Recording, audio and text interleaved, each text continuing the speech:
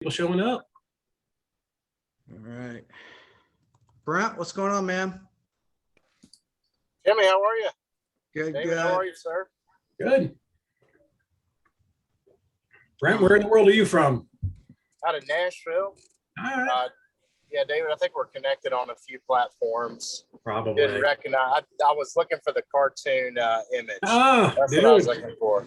Man, I tell you, I I went to a mastermind or kind of boot camp down in Tampa a bunch of years ago with this old time guy, and he's like, you gotta do marketing, and all your marketing's got to work, and get a picture. And I'm like, dude, I got a face for radio. I don't want my face all over stuff. And I had taken this long cruise, and they did these free caricatures, and I had that picture, and I'm like, that's what I'm going to use every place.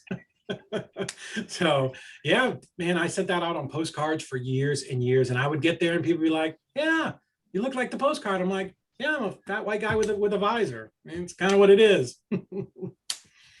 Hey, you got your brand, man. You got the visor. That's Yeah, right. I guess it is, man. I didn't know that was like a thing, but I just came off of another Zoom that I was on teaching some guys how to sell properties, and the guy's like, oh yeah, the visor, that's your thing. I'm like, it's my thing. I didn't even know that was a thing, but apparently it is. awesome. Yeah. Cool. All right. Nabil, how are you, man? Nabil, can you hear me? I can hear you. How's it going?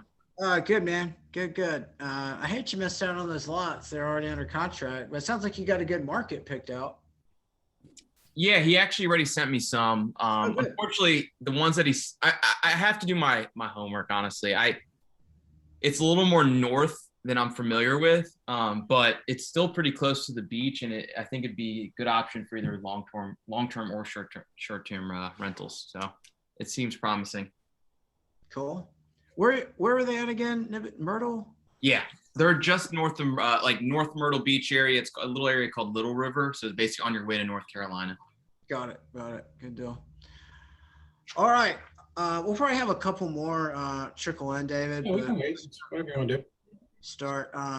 So Brent, Nabil, we're getting this on the recording. So I've wanted to have David on from the start because me being a banker, I've just had this very unique viewpoint because, you know, I've been in banking for over a decade, and I can count on two hands. I can name people that like David Olds has single-handedly made millionaires, and like he just from like his wholesale deals, not like him teaching or like whatever. Like he's just like his wholesale deals are great, and I meet these real estate investors that are full-time, and I'm like, how do you find these deals? And they're all like David Olds, like David. So he's and there's two on so this group, David, kind of put this together, kind of follow me in those North Chamberlain builds, and just kind of follow me, ask me questions as I'm building, and then I'm also going to help you build to rent and find lots.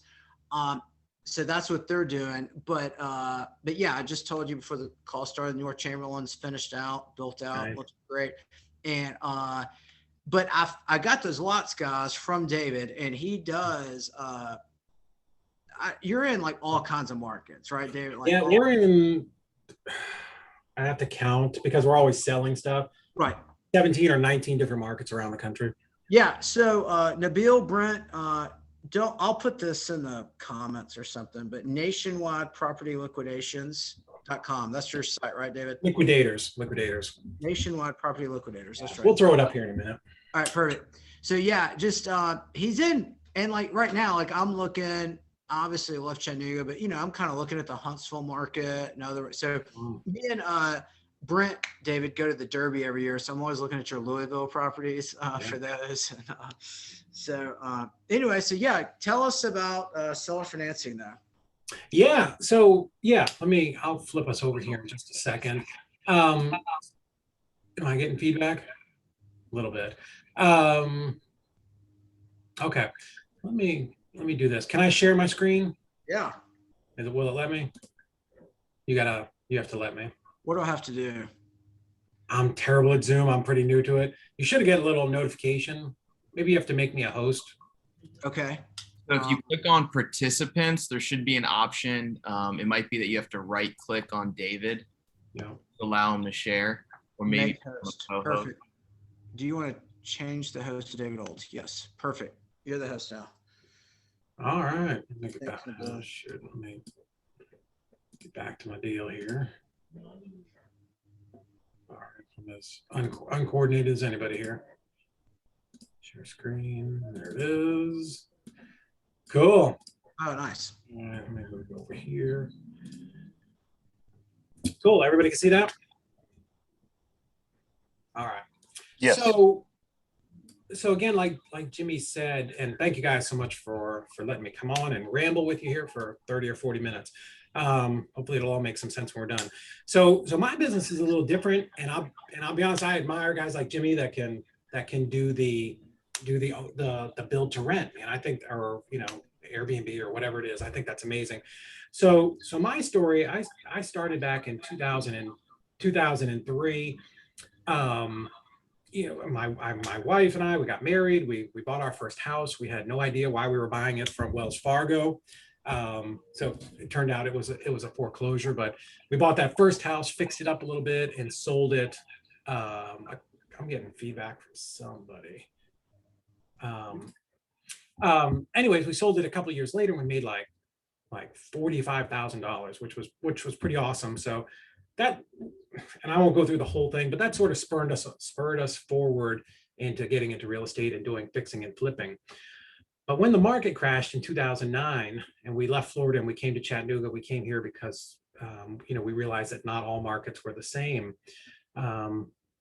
And luckily I knew how to do some owner financing, and we'll talk about that and I'll show you how to do it. And everything that we do with single family houses can be done with land or apartments or storage units or anything that you want to do. But I ended up losing a property to foreclosure back in 2010. So bank financing wasn't a thing for me. So I had to figure out something else. So that's why I got so good at doing owner financing. So I always love guys that can do and I can do it now. It's just not my forte. It's not something that I have a lot of experience with. So I'm following Jimmy as well to hopefully build a rental on Duncan Ave this year for students. But anyways, so I'll give you a little rundown of what we do and how I do it and how I structure these deals. Let's see. So owner financing, because I'm not sure where all your people are at, just a little quick blur, right? So owner financing is typically the seller carries the note instead of the bank, right? So instead of Bank of America or Regions, the seller is going to be the bank. And this works best when the seller owns a property free and clear. So in my early days, I wish it was because I was smart. I just happened to be marketing to people who owned their properties free and clear. Because back then it was we were in the big recession, when I came to Chattanooga, which was in 2009. And I knew that I had to buy properties really cheap. And when I was looking at people who had mortgages, sometimes I couldn't get it at a price that was low enough. So just by default, I started marketing to free and clear properties. So owner financing is a transaction where the property seller finances the purchase directly to the buyer, like to me, right? So the reason this is good and it works, and we always want to have win-win situations, is because it eliminates like the time, right? So if you've got a seller that needs to sell quick, this is really fantastic. Also good for me too, because depending upon the agreement that we make, and owners are far more flexible than banks. Not the banks are bad, banks are fantastic, but what's going to be legal is anything that the two of us agree to, right? So today we'll talk about seller carry notes, but there's a lot of different types of financing. You can do deals where you take over people's mortgages, which I know banks probably aren't a big fan of that, but you can do like lease options and rent to owns. There's just the term owner financing really encompasses a lot of stuff. So this presentation was built for people that were doing wholesaling on some type of scale, but the idea is basically the same, right? Wherever you are finding your land from or your property, the process is going to be exactly the same, right? So let me kind of go through that and explain what I mean. So so instead of how you can implement this in your business, how can you implement this with every offer that you're making, right? So you're already making offers someplace, whether you're making them through MLS or you're making them direct to the seller. I would always recommend being direct to the seller is going to be the easiest way to do this. Anytime you get a third party in the middle, you have to explain to them so they can explain to the seller, can be a little bit of a challenge. But let's say you're talking to Bob. Bob owns this land that you want. He's owned it for a long time.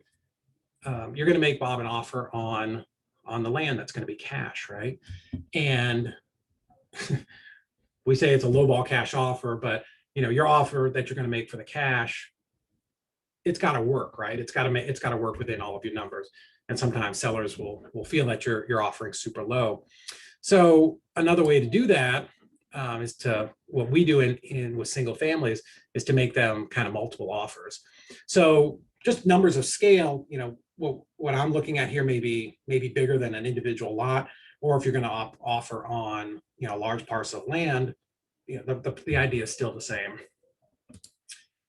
So owner financing, with every motivated seller, there is a deal to be made, right? So I'm sure everybody's involved in a ton of different Facebook groups, and you'll see people post these crazy, wacky scenarios, and 9 people will say, "Don't do it; it's not worth it." But that 10 person's like, "No, absolutely, you can do this. My mentor told me." Yeah, yes, like you can make a deal out of anything, but sometimes the juice just isn't worth the squeeze, right? The time and energy that you put into it doesn't work. I'm kind of lazy, and I want to do a lot of volume, so I'm looking to do the easiest type deals that I can and find a way to automate it and scale it so that I can have 15 employees doing this stuff for me. So a super simple way that I found to do this, and like this is the millionaire maker process, right? I mean, this is so simple. You're gonna be like, this is it. It's made me just a boatload of money. So first thing is you got to make a cash offer that works. In this case, for a wholesaler, that works as a wholesale price, but your cash offer that works to the seller for whatever your purposes are, right? So if they take it, fantastic. Pay them the cash, move on, start your build. But you have to have an anchor. You have to have like a starting point of like what the bottom is, right? So sometimes that doesn't work, right? We've all made offers with people where just the price doesn't work for whatever reason, right? So if that doesn't work, the question becomes, well, why doesn't that work? What do you need, right? Building rapport with sellers is incredibly important. And even before you make the offer, the more I can know about what's going on with that, with that seller and what their problem is, why they want to sell, the more I've got to negotiate with them, right? Because the misnomer is that you're negotiating with somebody over price, and that's really not what you're doing. You're negotiating to solve their problem, whatever their pain point is, right? So maybe they inherited it, or they got trash on their land and the city's giving them notices every day. Whatever that pain is, the thing you want to try to figure out is how can you solve that for them? So make them a cash offer. If that price works, fantastic. Buy the property and move on. But if it doesn't, like, what do you do, right? You spent a lot of time. If maybe you were driving a neighborhood looking for properties, you mailed them. I'm not sure how you guys are doing your marketing to find your deals, but you spent a lot of time and energy. Maybe you send out 100 postcards to get one piece of land. Like, what are we going to do with those other 99 people, right? So we want to try to way to squeeze more juice out of that list. So at any rate, we talked about we're focusing on free and clear properties.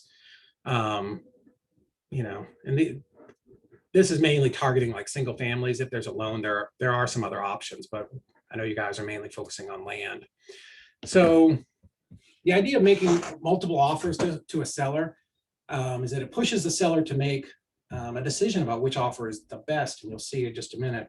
So if I say, "Hey, Jimmy, I can buy this land for you for 20 grand," like your offers are yes and no, right? I mean, those are the only things you can do. But if I give you 3 things to decide from, now like just in your brain, something changes. And now you have to sit and look at it and go, well, what would be the right answer here?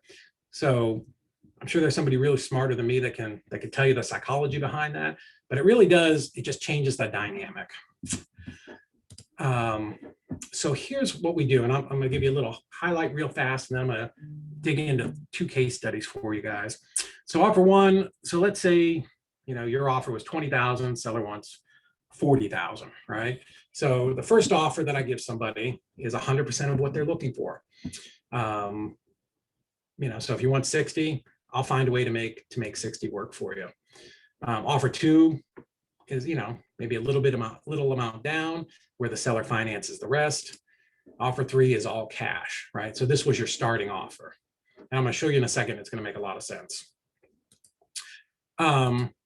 So here's a deal. This lead came in off a postcard, and Jimmy, you've probably seen this one on MLS, and we actually sold it a month or so ago. So I looked at the house, couldn't get, I wanted to offer the seller 27,000. She wasn't interested in that. Her deal was she was motivated because she was moving to Florida. But in talking to her, she kind of liked that rental income, but she hated dealing with tenants, right? So I said to her, we kind of went out front, and I was leaning on my truck talking to her, and I was like, well, 27.5, like that's all that I could do on this. And she's like, well, that doesn't work. And I said, well, like, do you need all the money right now? Well, I really don't, but I do need to sell this. I'm like, well, when are you leaving town? Oh, in a couple of weeks. I'm like, so you need to get it sold pretty quick, right? So yeah, I had to figure out what her motivation was, why she needed to sell. And then once I knew that, those are kind of the pain points that we could poke. So I said, well, Sally, how about this? I do that a lot, kind of exaggerated. Let me go back to my office and let me see if there's, let me work up a couple scenarios here. Like, and I'm saying it like it's the first time I've ever thought about it. Let me see if there's another way we can do this. If you don't need all the money at once, maybe we can figure out something else, right? I'm like, can I just give you a call here in a couple hours and email you? Yeah, that's great. Fine. Okay. So this is actually the letter that I sent her. So remember, she had called in and wanted 37 for the property. I wanted to be at 27. Doesn't seem like a big spread. But the problem is it was rented, I think for $365 a month. So, but I knew it's North Chattanooga, which for any of you that know Chattanooga, that's a really good part of town, even back in 2014 when I did this. So here's what I did, right? And again, there's no formula. I got 100, you do what you want to do. I just, I knew she wanted 37,000. So I just played with my mortgage calculator to come up with some terms, right? So I started, let's see, if I give her 37, I pay her 5% interest on a 10-year term, that's 392, right? It's renting at 365, but I know the rent is ridiculously cheap. I can bump the rent up a little bit. Like, that makes sense, right? So what is my rent? What's my taxes? What's my insurance? And what would my payment be? And is there any kind of a spread between there? So it's very simple. It's 3rd grade math. Option 2 is option 3 I know is going to be what my cash offer was, right? It just is what it is, right? I've already told her that's what my bottom is. So option 2 is just something in the middle, right? So this is give to get, that whole theory. So like, I'm going to give her a little bit of money down, but she's going to, I'm going to get a lower price. So I just sort of look for something in the middle there. Maybe I put 2,000 down. I close the term up a little bit more, right? I make it a little bit shorter. So if we go in and look at it, like when I sent this over and I'm presenting it, hey, I figured out a way to get you the 37. The good news is I figured out a way to get you the 37,000 that you're looking for. If you can do it if I can make you the payments over 10 years, you'll actually, because of insurance, because of interest, you'll actually get 47, a little over 47,000. And then you can talk about, this is why banks make money, because of interest, right, over time. Option 2, I can put $2,000 down and you could finance 33,000, and that'd be roughly $323 a month. The reason there's no highlighted thing here is because I just did it at 0 interest. And then option 3 is I can still pay you 27.5 cash. I'll cash out, we'll close in a week or so. So this is the idea, right?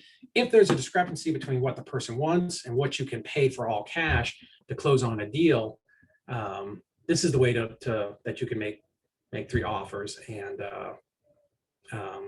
give them some options, right? So maybe in this case, you're going to, if it's land, you can get the person to finance the land, run it for a couple of years or for however long it takes to refinance out. Because I don't think Jimmy, a bank will loan in a second position on land. Oh, hold on. I think you're muted. My wife uses that give to get strategy more often than I'd like to admit.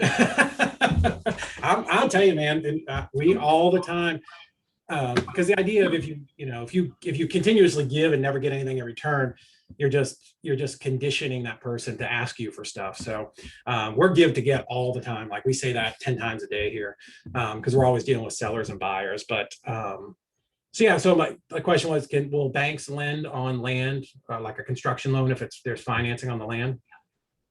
Sorry, no, yeah, and that's yeah, dude, thank you so much. This has been awesome. Like I have so much, like this right here is just amazing because like just no, obviously, yeah, that's part of the thing. Like I can teach. I know, me, I'm the #1 construction lender in Chattanooga, so like I mean I know this, but this lot piece, like, I mean, when I'm buying lots from you, it's like not worth it to do anything creative because they're so cheap anyway, right?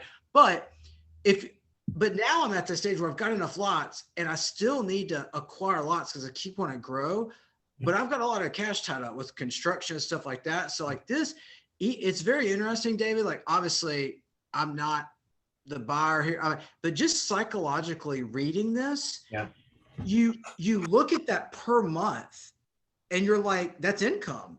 Like you just look at that and you're like, man, I want the income, like the three, you know what I mean? And especially it's like, I love that the option one, how you just out of the gate, give them what they're asking for. Like, how can they negotiate against that when you're giving them what that's tough to negotiate against when you're giving them what they're asking. I mean, that's where this is super powerful if somebody's a landlord, even if they're a landlord on other properties and they've got land for sale.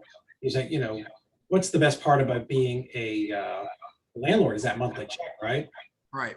Well, I can set you up to have a monthly check for the next 120 months. And sorry, I got one of us has feedback. I'll tell them like, look, I'm not an accountant, I'm not a lawyer, but if I give you 37,000 right now, you're going to pay about 12 grand in taxes, right? So that's terrible. But if I give you, 400 a month for 120 months, you're probably not going to pay that much more in taxes. It probably won't bump you up into the next tax bracket. So, yeah, super powerful for buying houses and, I'd imagine land. But yeah, how much more land could you just go out and just start acquiring? Like I talked to Sam Kammer the other day, and he's got like 60 lots sitting around town. But boy, if you're only paying $50 a month on a bunch of lots, who cares, right? Because chances are the value is going to go up. Honestly, even 37 was a deal, right? But it allows me to leverage and not burn up all my cash. What option did the seller take? Which one do you think? My guess would be option one. You know what, man? That's the one everybody picks. It's not, but that's the answer, right? Because I don't care, right? All those options are good for me. Doesn't matter. But I tell everybody when I'm like, which one do you think works best for you? Option 2. You know what? Golly, that's what everybody picks. And that's important because now you're anchoring them to their decision, right? You're making them feel good about it. And you're making them feel like that's what other smart people take. So a lot of like that, like really like that's like the hook, setting the hook on somebody. So yeah, man, absolutely. Dude, that's what everybody picks. I don't know. Most people do pick number 1. But I've had my very first person went with number 2. So yeah. Real quick, David, too, I wanted to like add to this strategy too. The reason this works like on steroids with lots is because banks have this rule, like you have to own it at least 6 months or we have to use your cost basis. So like those lots from you, I got, for like nothing. But if I'll hold it for 6 months, at month 7, I can use the appraised value, so then that's like instant kicker. So then, I mean, that's just, again, this strategy, if this was a lot and I was to choose option 1, it's going to cost me whatever, like nothing in interest, for 6 months. But then we can use the appraised value for the lot. And then you can do a bank for a construction loan, pays off the first lien. And, you've truly got into this with no cash. Yeah.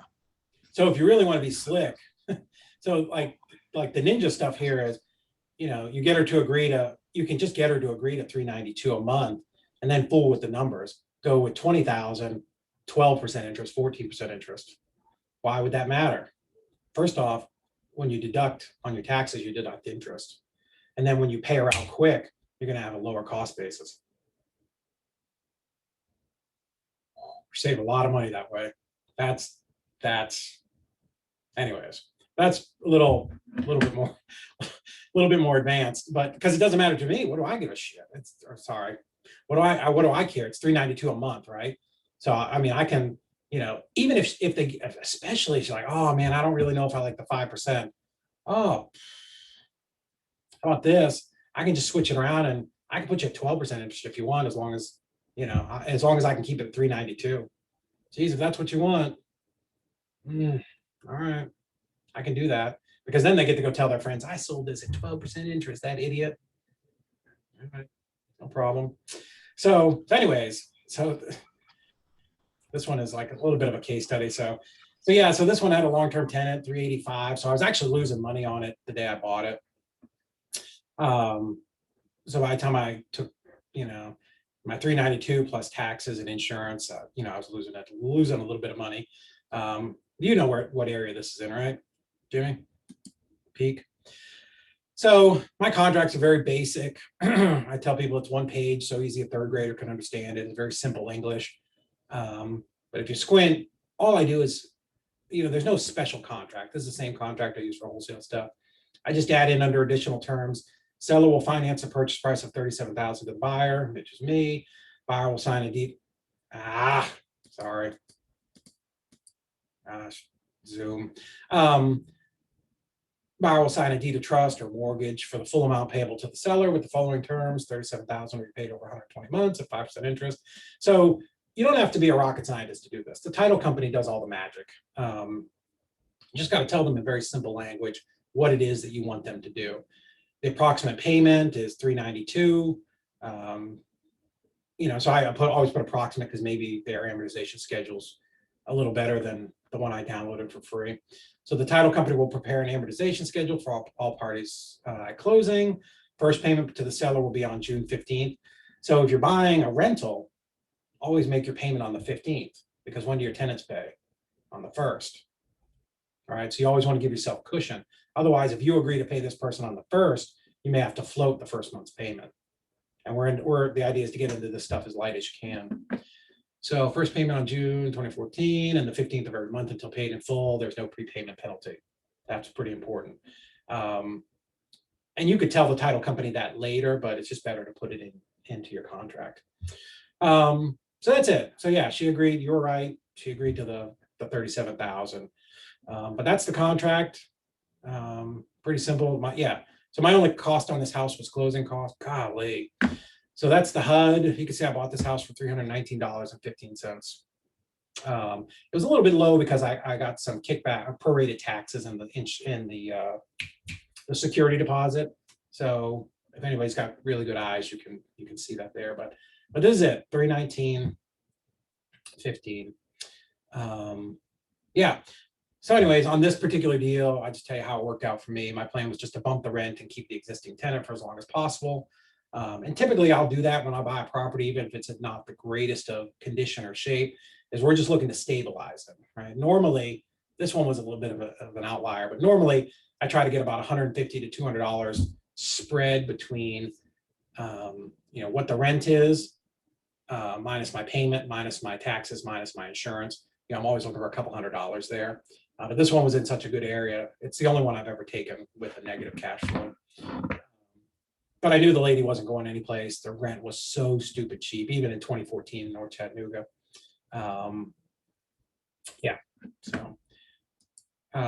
So anyways, tenant ended up staying for 6 years, paid down 57% of the property, while the values just went absolutely through the roof. I did bump her over time. Yeah, after a couple of years, I bumped her to $700, which even in that area of town for a 2-bedroom is just ridiculously cheap. Property wasn't in great shape, so it wasn't like I could bump her to 1,200.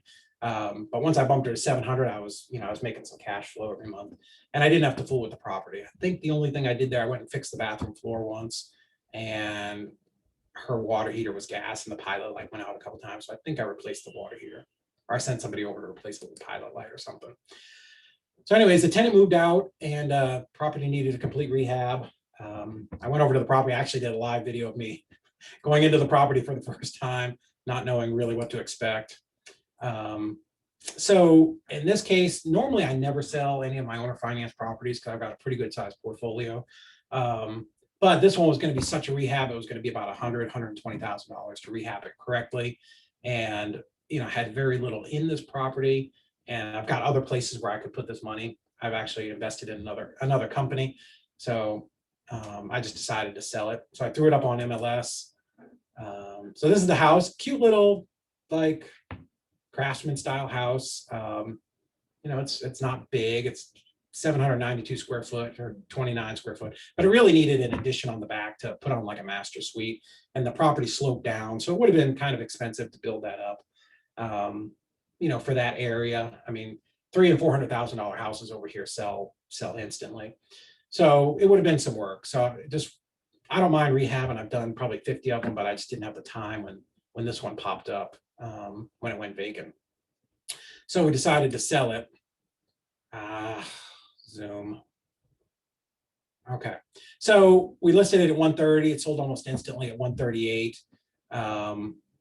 I had $9,000 in commission. I had $13,000 left on that $37,000, and cash to me was $107,000 at closing for a house that I paid $319 for. So it was pretty good. Yeah, I actually did try. So whenever you have a deal like this and you're getting ready to sell it, so like last year there was like 16 something left on it. I sent her an email like, hey Sally, I just closed a property, and I know your balance left on your mortgage is 16. I've got 12,000. I was just wondering if you'd like an early payoff. And most times people say yes because they get tired of that $392 a month. And this lady was like on it, like instantly email me back. You owe me 16,200, like to the penny of what the current mortgage balance was. So I'm like, okay, well, if I get that much, I'll pay you off. And then we ended up selling it. But you can always, that's another trick, is sort of shave these payoffs down when you're on the monthly payments, because a lot of times they'll just take that early payment just to be done with it. Now, I can tell you the Pinnacle Bank is not going to do that, but an individual seller will. So there's kind of another way to make a little bit more money. So I got one more to go through if you guys want to see one more. All right, so here's one that was down in Lafayette. Anyways, Lafayette Drive. So I'd already done a deal with this seller over on Spring Creek. I bought a house from him, and I had rehabbed it.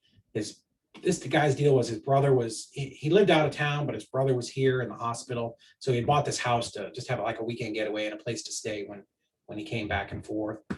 Little 1-bedroom, 1-bath that had an outbuilding. And most people will really just pass on that stuff. But as a landlord, I love 1- and 2-bedroom houses. They're great. I can get a premium for them because I do them up nice, and the tenants never leave. So kind of the same deal. So this one, I already knew the guy didn't want cash.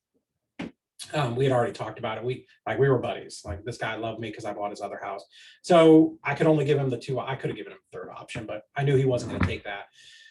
So he wanted 25 grand. And, even back in 2015 for where this house was, that was a good deal if I'd wanted to pay cash for it, but I don't ever really want to pay cash.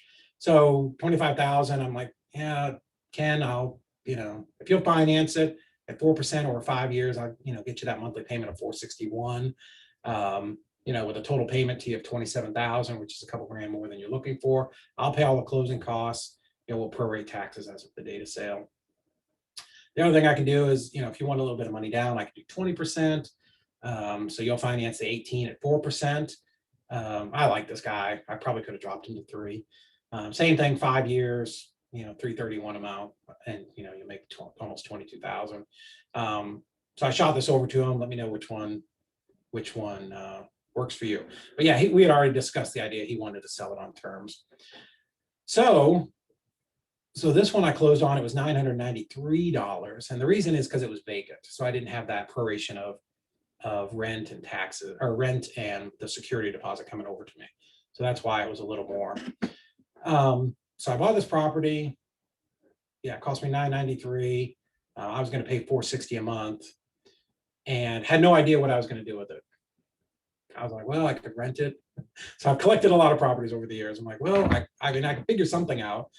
At the time, whatever this was, 2015, I was super busy doing a ton of rehabs at the time, and I didn't have anybody to fool with this one. So I said, well, let me see if I can turn around and just wrap this and sell it on owner financing.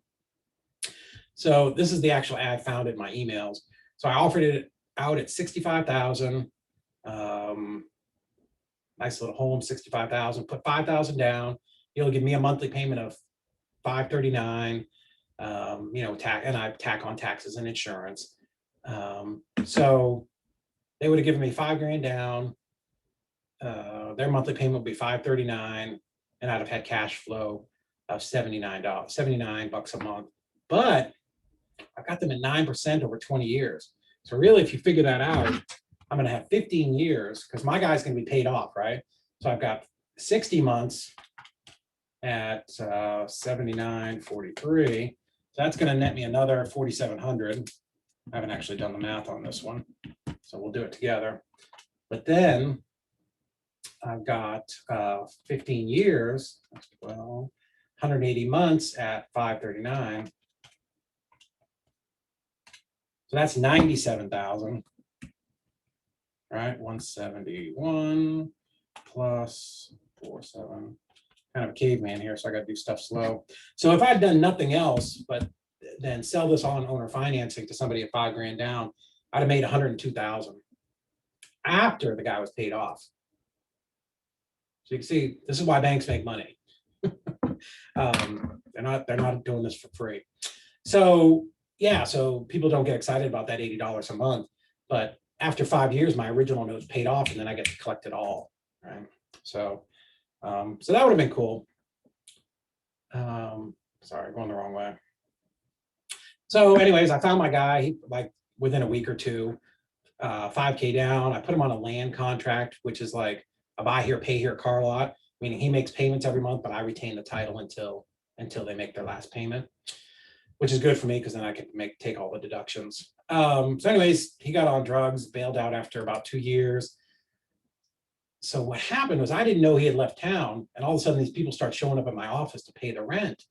And I'm like, who are you guys? And they're like, well, Scott sold the property to us. I'm like, well, I bet he didn't because he doesn't own the property. So like, I'll give you his deal if you want to put the $5,000 down. And they're like, yeah, we're going to do that. And I'm like, okay, well, you could pay it in installments if you want. I'll kind of work with you a little bit because I didn't want anybody to leave. Like I went over there and checked out the house. They were keeping it nice and clean. I was collecting my $462 a month. So to me, if I can get an extra $5,000 and put these people on a new deal, I'm going to make my $102,000. So they never put the $5,000 down, which was their tragic flaw. Because if they put $5,000 down, that had equitable interest in the property, and I wouldn't be able to sell it. But they never did it. They never signed a lease, and they just kept bringing me $462 a month. So back in March of this year, I had sold the other one, and I'm like, another opportunity came up, and I'm like, maybe I'll sell this one too, which I haven't sold properties in probably 6 years. So this one went under contract within 48 hours. Here's the property. So 1 bedroom, but a cute house, right? 84.9, I think it sold at full price. 1 bedroom, 1 bath, 869. Now, so this is 2001. I was on a 5-year deal from 2015. So this thing was paid off, right? So my investment in this thing was super light, $960 or less than $1,000. I never did any work. I sold it on owner financing, took my $5,000 down, and I've been collecting, basically $80 a month since then. So, selling for 84, 84,999, whatever it was, it sold for full price. I had commissions. I had no payoff, so my net at closing was 78, almost 79,000. So kind of to recap, two properties that did not take my cash offer, just because I was able to get a little bit creative. And these are both deals where I put nothing into it. I've got other deals where we've rehabbed them and that type of stuff. But within a couple of weeks, netted me 186 grand. So anyways, don't be afraid to make multiple offers. That's kind of the key here. So it's easy to add that, again, I was talking to wholesalers when I did this, but if you're making cash offers to people, and I'm sure Jimmy's talking to you about how to pull lists and do those types of things, man, if they can't take your cash offer, hey, do you need all the money at once? It's the best question you can ask. It takes very little cash to buy deals this way. You can offer a fast close. Like even when I buy properties with cash right now, it's taking 4 to 5 weeks. Refis are coming up the system. The market's hot. But a fast close, man, I can go to a title company and get them to close these pretty quick. And you can build amazing long-term wealth, whether or not you're doing rentals or land, whatever you're doing. Here's just part of our portfolio. It's worth somewhere around $4 million right now, but all of them we're done with owner financing. I think between all of my deals, I have like $6 grand down on my 70 unit portfolio. So usually they do take the zero down. So that's kind of it. That's awesome, David. Thank you so sense.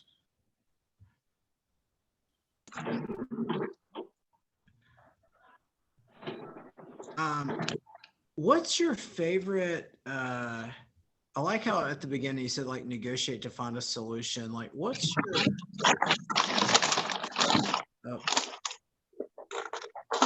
your favorite kind of lot?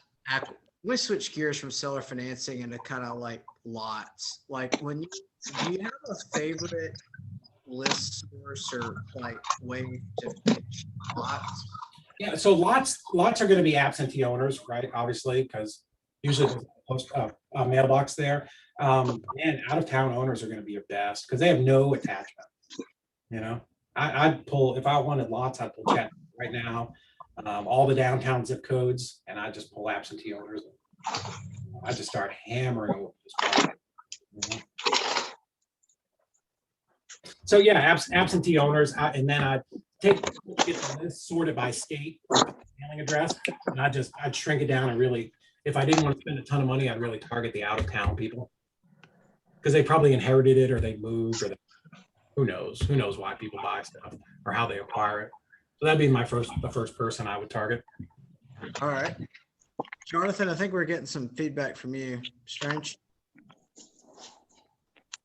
Yeah, sorry for keep joining and leaving. My phone has been acting crazy, ironically. I have to ask, David, is that Seward? What city is that? Yeah, that's Seward, man. Yeah, it is.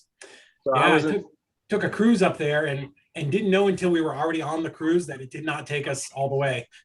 So we got off the boat there and had to find transportation. Oh, that was fun. So I was in Alaska like a week ago now. Really? It was beautiful, man. Yeah, flew into Anchorage, went down to Seward, which is gorgeous, and then went up to Denali. So I had a good time. See, I didn't do that. We took the cruise up from Vancouver, like the 8 or 9 day, whatever it was. And yeah, like I for real did not realize it didn't go all the way to Anchorage until we were like 3 days in, and then I like had a panic because internet was a little spotty up there. But yeah, we got off there, went up to town, stayed there for like 4 days, drove up to the glaciers, walked around, did all that kind of stuff. It's fun, beautiful. We were on, I think, the second cruise of the year, so it was a little cooler still. Yeah, it's definitely, I think Alaska is one of the most underrated places in America, that's for sure. It's beautiful. And I'll tell you, I tell people like, the men are men up there. Let me just tell you, it's a tough life. You get to some small little towns, there's no Starbucks, there's no, like, people legit go hunting for their meat for the winter, and they chop down wood, and like, it's the real deal. Yeah, a question for you about on the real estate side of things. What percent? I mean, you said your portfolio seemed to be like 100%, seller finance deals. Like, is that kind of consistent with, I mean, do you have a portfolio outside of that that's not seller finance? No, a couple of them I've refinanced over the years.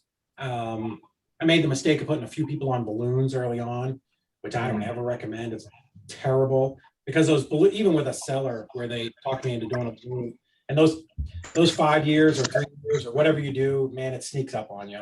And a lot of times I've been able to just, I've had a couple where I've been able to just extend them, and they haven't given me any grief. Like I've got one on Sharp Street or Sharp Ave or whatever it is downtown. I was supposed to cash her out like 4 years ago, and she just keeps letting me make payments. But I had 2 old guys on Chippewa and Eastridge, and they were adamant about me cashing them out, so I had to refinance. But no, all of them were acquired through owner financing because you might not have been here.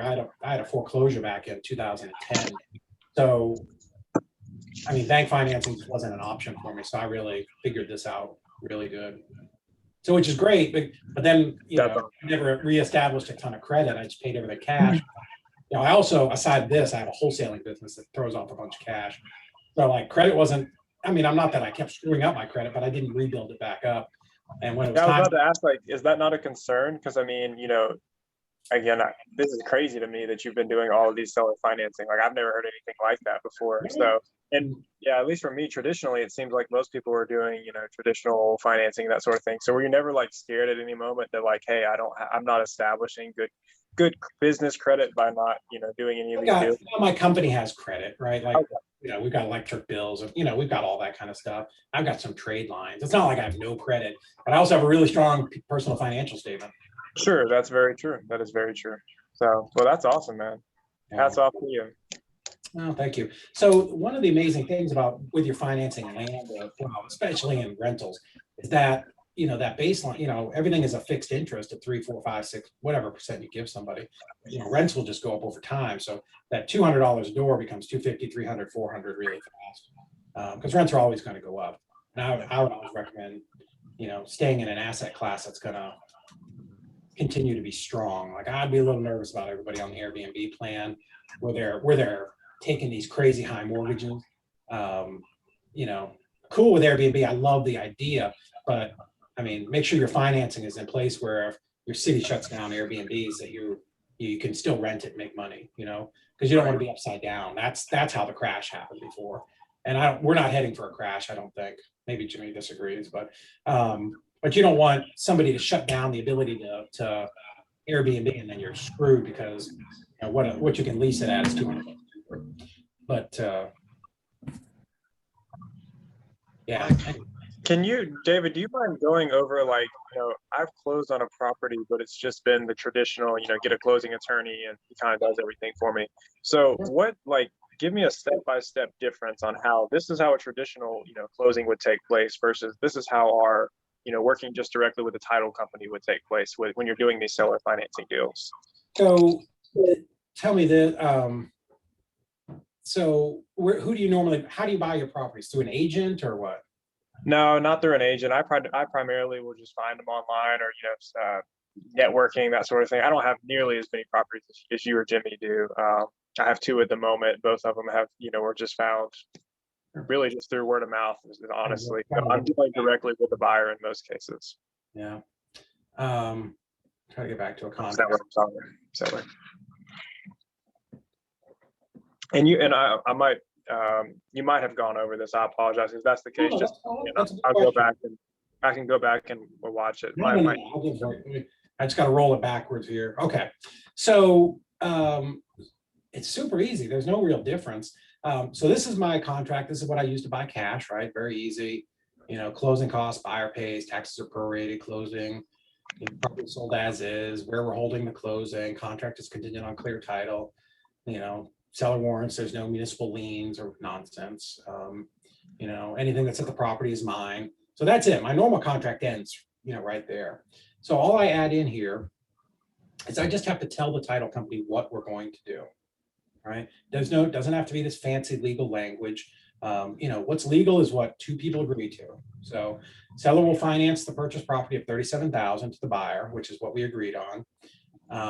The buyer will sign a deed of trust or mortgage, right? I'm gonna guarantee that this money is going to be paid in the following terms. $37,000 to be paid over 120 months, which is 10 years, at a 5% interest, approximate monthly payment amount of $392. The title company will prepare an amortization schedule for everybody. First payment's due on June 15th. That's it. It's nothing more complicated than that. So who owns the title? Like, who has access to the title at this point? Like, does the owner still have the title, or does he hand it over to the title company? So titles are house titles. Oh, are not the title. Yeah, title. I'm sorry. I'm talking about Okay. the deed for the So property. title, a house title is different from a car title, where when you have a car title, it physically passes from person to person. Every time there's a deed, the title company prepares a new deed. So if I was selling it to you from Jimmy, I will prepare a new deed. Title company. We'll always let a title company do the deed. Makes sense. So the title company is going to prepare a deed from me to you. I sign it. We're done. That's it. So they're going to create two documents. They're going to create a deed and they're going to create the mortgage, basically. Right. So the deed is the property. The ownership of the property comes to me. The deed of trust or mortgage is just a lien. It's just it's a lien. Right? I mean, I don't know. Is there a better word, Jimmy? It's a lien, right? It's just that says, and I explain that to people. Look, so you're going to have a mortgage just like Bank of America, Regions, Pinnacle, whoever. We're walking by my office dancing in front of my glass here. But yeah, you're gonna have the first position on this property, just like Bank of America. I can't sell it and not pay you. Yeah, the big. I want to make sure they understand that. Yeah, the biggest thing, Jonathan, and I haven't done seller financing, but I have done like private money loans. It worked exactly the same. You just don't overthink it. The title is what David was saying for private money loans or the title attorney does everything. And it's just it's exactly what he said. It's like a 1-page promissory note with the private money loan, and the title company prepares it, and the title company, they prepare the amortization schedule. I mean, and like, that's it. Like, you don't have to overcomplicate it. Yeah. And it just works a lot. Compared to a bank, I mean, it's just a lot quicker. There's less cost. I mean, it's just, and a lot of times, David, we both have great relationships with title companies. I mean, they do it for free because we bring so many transactions to them. I mean, so it's like, that's another added benefit to you, that saves you money versus paying origination fees and like credit, all this other stuff. Yeah. You saw my amount to close on this deal was $300. There's no origination, no survey, no inspections, no stuff. And I'm not knocking the banking business. It's good. Like, that's not what I'm saying, but this is just an alternative way to secure your funding, Does that make sense? Nabil, Brett, do you guys have any questions?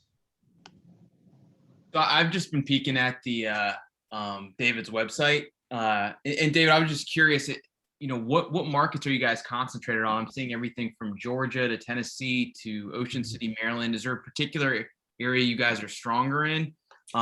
Looks like there's already some good properties on here. Yeah. So we're a nationwide property. We're a nationwide wholesaler, right? So we actually burn through data like nobody's ever seen. We actually target like 2 states every single week. So we're like on a constant roll throughout the whole country because of the way that we market. But so if you're asking for what are good markets, like if I was going to buy rentals in other markets close to me, man, Huntsville would be probably at the top of that list. So what makes Huntsville really great is different from like Birmingham. I've been to Birmingham and it's got some nice areas, but it's got some old, dilapidated, just makes the worst part of our city look good.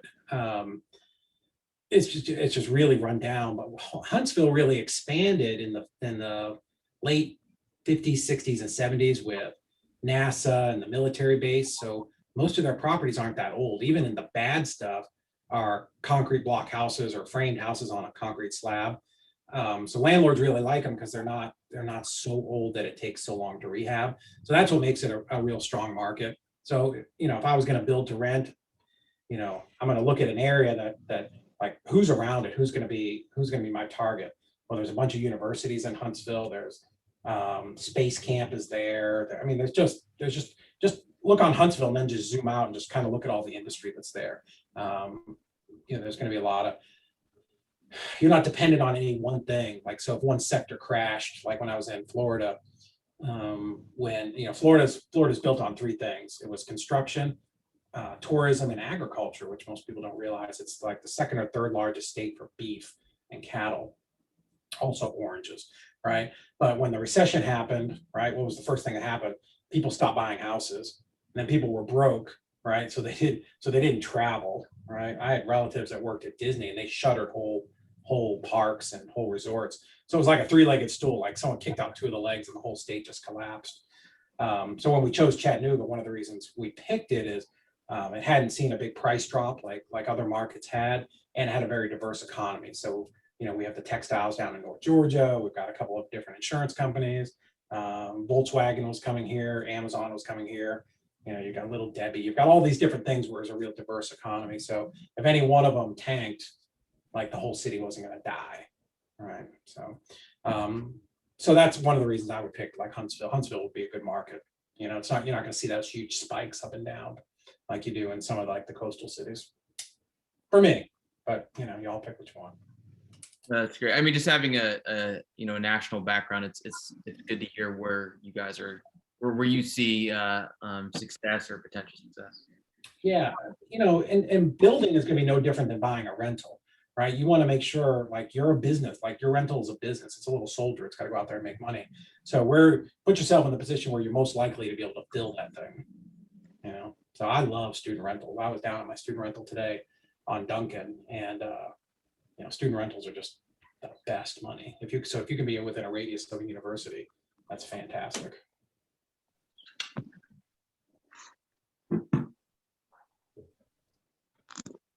What else, man? I know my presentation isn't 100% geared towards you guys with the land. I apologize, but I just want you to understand that the ability to just go out and just start picking up land, maybe you're making a payment of $30 or $40 or $50 a month. That's great. Yeah. Brent, did you have any questions? No questions, but David, this was phenomenal. Very insightful. I really appreciate your time. Congrats on all the success. This is great. Thank you. Very awesome. It's just a different way to look at it that some people don't do. But you can certainly acquire a lot of stuff this way. David, what's your opinion on properties that have previous fire or like water damage? Are you in? Are you out on those? Man, I'm everything. You can make money on everything. Yeah, agreed. It comes down to the price. I was in Virginia one time when I did nationwide coaching and running around, and we were sitting in a restaurant, and like there's a husband and wife. The wife was on board, the husband wasn't, and he's like, oh, not every house is good. I'm like, dude, you can make money on every house. No, you can't. And I looked across the street, and there was like this barn that was like kind of tilted. You could see through it. I'm like, I think his name was, what the heck was his name? James or something. Anyways, I'm like, hey man, if I offered you that place for $100, would you buy it? Well, sure. Okay. So now it's just a price issue, right? So what is that number that somebody can make money on? So yeah, fire. We sold a ton of fire damage stuff and flood damage stuff right here in town. But you have to understand what's it worth, what's it going to cost to fix it up, what does that person want to make? I mean, you get into a little bit of a wholesaling kind of ARV strategy and how you price it. But yeah, absolutely. When you sold those properties, did you do any like more extensive disclosures on the closing documents saying, hey, this house had previous fire damage? Are you aware of that kind of stuff? No, I mean, the ones we sold, like the wall wasn't there because it had a fire. I mean, there's no hocus pocus. I'm not, man, I'll tell you one thing in our wholesale business is like, we don't hide stuff because one thing that drives me crazy, right? I used to buy a lot of properties off of MLS, even in town. I just make my offers right off the pictures, right? Because I do this all the time. I can, short of the floor being bouncy, you can pretty much tell, or termites, So, I was making offers right off of online. And anyways, down like over here in Brainerd, I went to this property one time to do a walkthrough after my contract was signed. I walked in and there's like a hole in the ceiling. I'm like, how in the F was this not in any of those pictures? It's like a 5-foot hole. Like there's no, so we're on the, not so much disclose, but like if you go to my website and look at pictures, like we take pictures from the corner of the room. We're not hiding anything. It's a video. I tell my people, you pan the room, floor, walls, ceiling, we show everything. We're not everything that we know, right? Like I tell people I'm too big and too fat to be crawling into no crawl spaces. I'd be stuck like Winnie the Pooh and you just see my legs kicking. But so I don't know what's in the crawl space. You're welcome to check it out. But yeah, we tell everything, right? So if there was, sometimes that happens, right? In an attic, a house that's been remodeled, there'll be some charred wood up there. Like, okay, like I didn't know that. So we'll address it as it comes up. Did that answer your question? Yeah, definitely. I like that answer because I know a lot of people that I've talked to, they're either like completely in or completely out. And you're just basically like, if you make money, you make money. I like that. Well, yeah. So, I mean, if right, we'll price it accordingly, right? Sure. A lot of times, and we've done it when we had floods here, Jimmy, like 8 years ago, where Eastridge went down. Like when you went into these houses, like the drywall was out at 4 foot, carpet was out. I mean, people knew, right? It's not like a super secret. If somebody else covered it up and we go in as a wholesaler to buy it, like, I mean, if I don't know, I don't know, I mean, I'm not sure how to disclose that. Same thing, like I don't crawl up in the attic just to see if they've got that. But no, if, we try to tell people everything that we know. So, and if we find out something after the fact that the seller didn't tell us, we'll go back and renegotiate that deal. I think I know the answer to this question, but I'm going to ask it anyway. So it might be stupid, but if the buyer or the seller already has a mortgage, right, and you guys can't seem to come to agreement on a seller financing deal, obviously because they have a mortgage, is there any like situations where you can make that work? I mean, or is it just pretty much you walk away when they typically have a mortgage? So, Anchor Jimmy doesn't want to hear this, but so it's not super prevalent now because people have more equity in their deals. But and if we have a crash, which I don't think we're going to, it would come back around again. But purchasing property is subject to the existing mortgage. So we go out, we make somebody's selling a house, and we make an offer for. I'll stop sharing my screen here. Hold on. So Jonathan, hey man, I'd love to buy your house. Kind of my all cash price is gonna be 80 grand. You're like, oh geez, I got a mortgage of 90. I'm like, well, man, I can't pay 90. There's no way that I can do that. But I'd love to help you out because of X, Y, and Z problems that I know you've got. Then the possibility is, I can kind of back them into taking over their mortgage. Banks do everything they can to not let you. What does that even look like? I mean, that's a whole like weekend course, man. So here's the thing, right? You got to do it right. Because here's the thing, if I'm sitting in your living room and I'm telling you I'm going to take over your mortgage, like I'm telling you, right? Because you're in distress, right? You've got to sell a property. So I don't do it unless I'm sure I can make the deal work. Because there are unscrupulous people that will take over mortgages, put a tenant in there and then not pay the mortgage and then collect the rent for a year and just fuck somebody over. And I'm not on that plan. I also don't assign deals with owner financing or subject to. So I legit tell people, like, I'll turn down 4 out of 5 of these when people ask if we can do that. Because you don't want to take anything with an adjustable mortgage.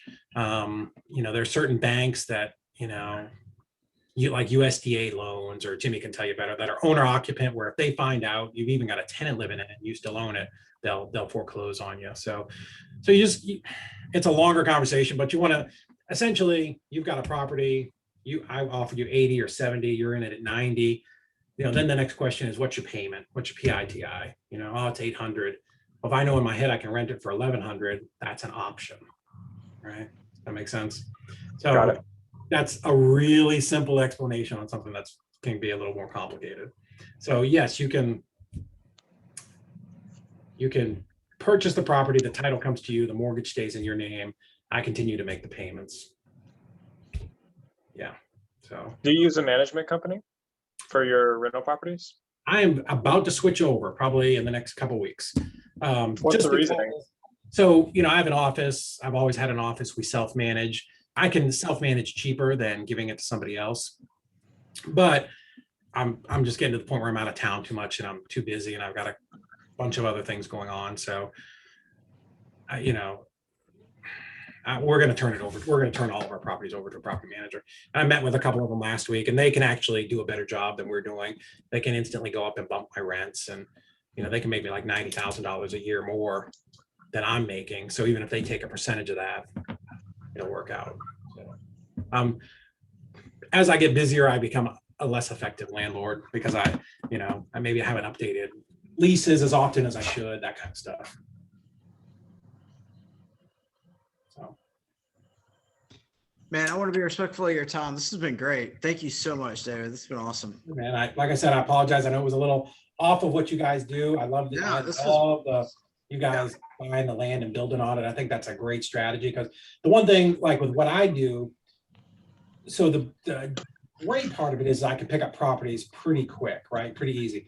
The bad thing is typically they're older, shitty properties, right? So even though like of those 70 properties, I got a lot of properties cheap, I'm dealing with fuse boxes, some wonky floors, like all the worst parts of real estate, Yeah. So again, I got the property for free. I'm making cash flow, stabilizing it, but at some point I've got to go in there and rehab it, which is why every time I rehab a property, I'm like, I'm never doing this again. I'm just going to build something new. I'm so tired of opening up a wall and finding craziness, Yeah. So that's why I love the strategy that you guys are on. Well, and the thing I just like the reason why it drives me crazy about, like you were talking about unscrupulous people, is like you can make everybody wins in the model you just broke down. Like, and especially for lots as a seller, it's just land. It's producing nothing. You're paying taxes on it, so it's negative cash flow, and you've reversed it. Like Nabil, Jonathan, Brent, like for you guys, it's like you have a negative cash flow producing, and then you use David's strategy, and then now it's positive producing cash flow for them. So it's like it's instant. Like I shut off the tax check and I start getting money every month. It's like, yeah, sure, I'm not doing anything with this land or lot, So and there's just tons of people out there with like an extra lot, an extra that they randomly inherited, thought they were going to do something with, never did, moved out of town. So it's been awesome. I want to be respectful of your time. Thanks, man, so much. All right, you guys have a great day. If I can ever help, just reach out. Thanks, David. Guys.